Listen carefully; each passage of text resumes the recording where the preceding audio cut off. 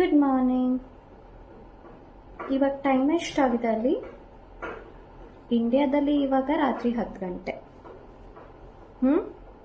ನಾನು ನನ್ನ ಫ್ರೆಂಡ್ದು ಎಂಗೇಜ್ಮೆಂಟ್ ಮುಗಿಸ್ಕೊಂಡು ಮನೆಗೆ ಬಂದೆ.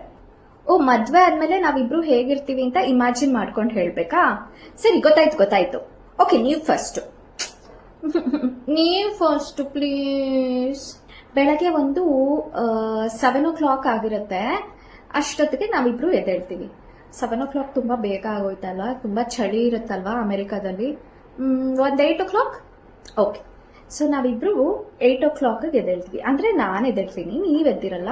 ನಾನು ಎದ್ದೇಳಿ ಅಂತ ನಾನು ನಿಮ್ಮನ್ನ ಎದ್ದೇಳಿಸ್ಬೇಕಾದ್ರೆ ನೀವು ಮತ್ತೆ ನನ್ನ ಕೈ ಹಿಡ್ಕೊಂಡು ನನ್ನ ಬೆಡ್ಗೆ ಇಳಿಸ್ಬಿಡ್ತೀರಾ.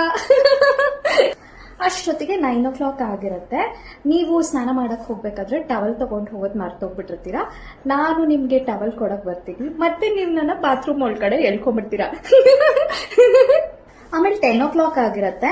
ನೀವೇ ನಿಮ್ ಕೈಯಾರ ತಿಂಡಿ ಮಾಡಿ ನನ್ಗೆ ತಿನ್ನಿಸ್ತೀರಾ. ನನ್ ದೋಸೆ ಇಷ್ಟ. ಆಮೇಲೆ ಒಂದು 10:30, 11 o'clock ಆಗಿರುತ್ತೆ. ನನ್ನನ್ನ ಬಿಟ್ಟು ಹೋಗಕ್ ನಿಮ್ಗೆ ಇಷ್ಟನೇ ಇರಲ್ಲ.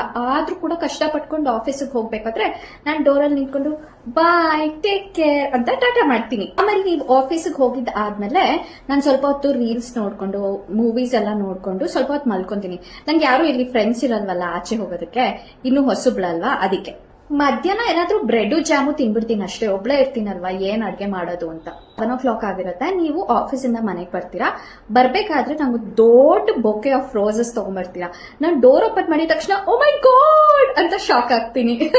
ಹಾ, ನೀವು ಆಫೀಸಿಂದ ಬಂದಿದ ತಕ್ಷಣ ನಾನು ನಿಮ್ಗೆ ಲೆಮನ್ ಜ್ಯೂಸ್ ಮಾಡ್ಕೊಡ್ತೀನಿ. ಆಮೇಲೆ ಸ್ವಲ್ಪ ಹೊತ್ತು ಕುತ್ಕೊಂಡು ಟಿವಿ ನೋಡ್ತೀವಿ. ಇಷ್ಟೊತ್ತಿಗೆ 9 o'clock ಆಗಿರುತ್ತೆ. ನೀವು ಅಡ್ಗೆ ಮಾಡ್ಬಿಟ್ಟು ಪ್ರೀತಿಯಿಂದ ಮತ್ತೆ ನಿಮ್ ಕೈಯಾರೆ ನನ್ಗೆ ತಿನ್ನಿಸ್ತೀರಾ. ಪಾತ್ರೆನೆಲ್ಲ ಡಿಶ್ ವಾಷರ್ಗೆ ಹಾಕ್ಬಿಡೋದು ಅಷ್ಟೇ. ಓ, ಡಿಶ್ ವಾಷರ್ ಇಲ್ವಾ? ಒಂದ್ ಕೆಲಸ ಮಾಡೋಣ, ಶೇರ್ ಮಾಡೋಣ. ಸ್ಪೂನು, ಲೋಟ, ಫೋರ್ಕು ಇದೆಲ್ಲದನ್ನು ನಾನ್ ಕ್ಲೀನ್ ಮಾಡ್ತೀನಿ. ಪಾತ್ರೆ ಮತ್ತೆ ಪ್ಲೇಟ್ಸ್ ಎಲ್ಲ ನೀವು ಕ್ಲೀನ್ ಮಾಡಿ. ಇನ್ನೇನ್ ಹೇಳ್ಬೇಕು? ಅದಾದ್ಮೇಲೇನು? ನಾನ್ ಹೇಳಲ್ಲ, ನೀವ್ ಹೇಳಿ. ಈಗ ನಾನು ಇಷ್ಟೊಂದು ಹೇಳ್ದೆ ತಾನೆ?